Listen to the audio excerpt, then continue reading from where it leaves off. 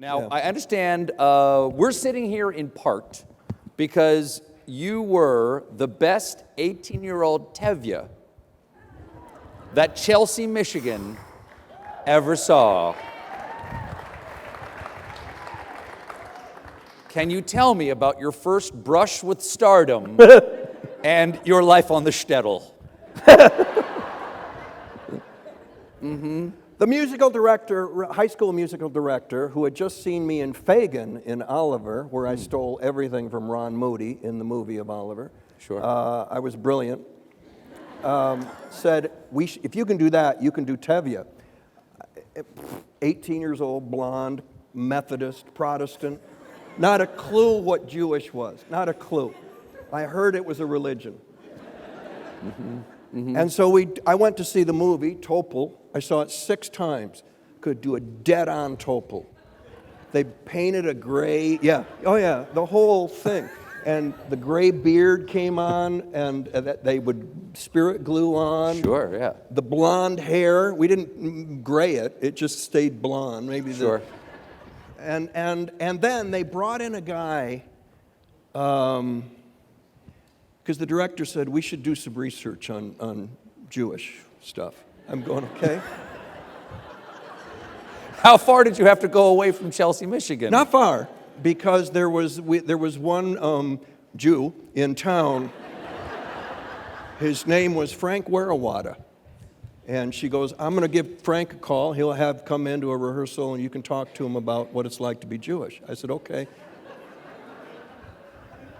There, Frank comes in. There he is, sitting right. Go talk to Frank. Okay. I go over. I sit with Frank. I'm 18. I don't know. I watch the Monkees, you know. And I turned to Frank. I said, so what's it like being Jewish? And he said, it's not bad. Thank you very much. And I got up. I left. That was it. Wow. Thank you. And then after that, you did your one-man show of Raisin in the Sun.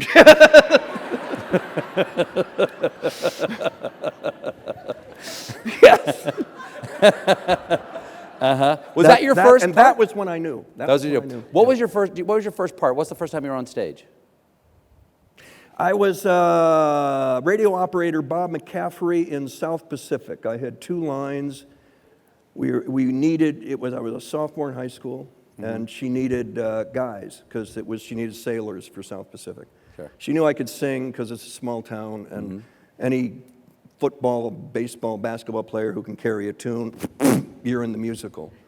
And so she put me up there, and she said, do a dance when they're doing There Ain't Nothing Like a Dame, which I think is from that, and Luther's singing that, and you just do something, react. So I just did this. I did.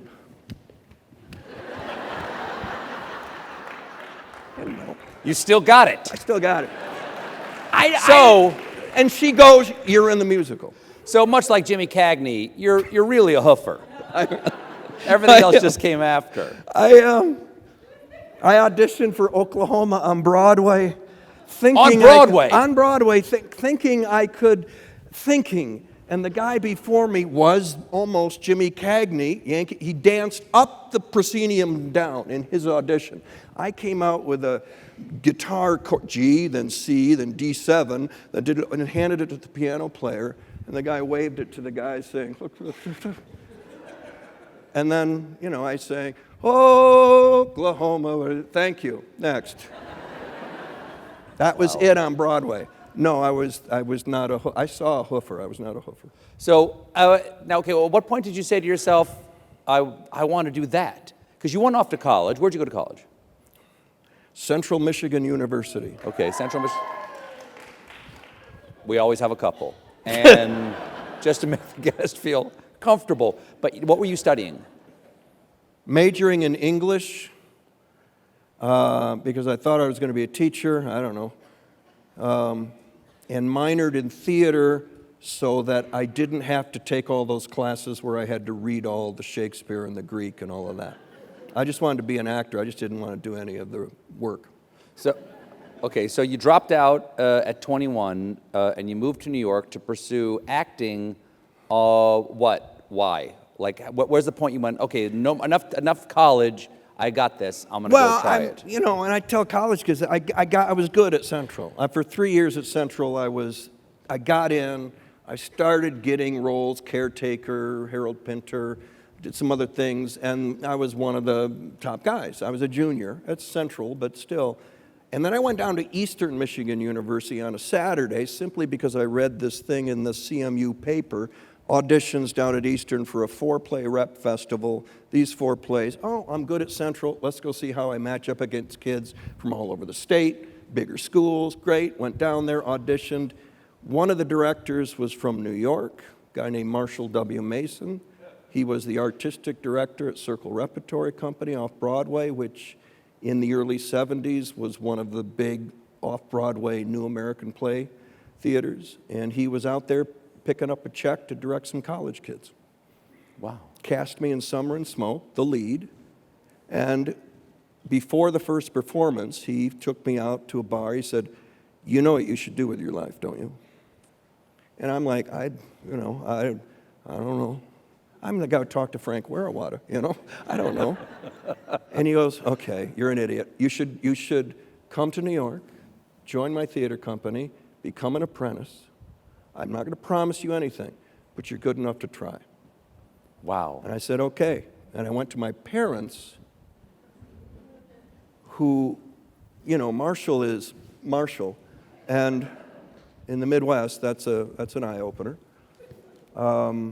He ran a lumber company. She was a housewife who grew up as a farmer. I said, "This is what he's offering. I'd have to drop out of school and go this fall."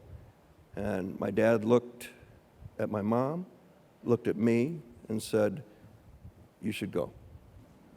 Oh, wow. I was the oldest son. Nice parents. Wait, so oldest But they son. had seen that, it's Tevye. They had seen Fagin. It's not a joke. Completely miscast, absolutely. But there was something in this kid who could stand on a stage and knew exactly what to do. That's what they saw.